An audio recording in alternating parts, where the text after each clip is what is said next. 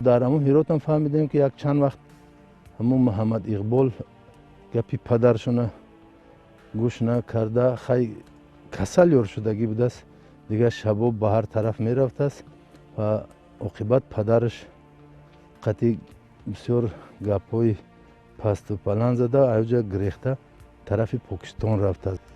дар ҳамин гирдоб ба сабаби ҳизби наҳзати исломӣ гирифтор кардани ҳамин Муҳаммад Иқбол, ҳамин ҳизби исломӣ аст ки ҳамин ҷанга ташкил карданд ва Муҳаммад Иқбол ҳамин чизҳоро дарк кардагӣ ки падараш дар ҳамин чиз масъул буду вобаста буд, ҳамин бадбинию кина гирифта дар ҷинозаи падараш ҳатто иштирок накард.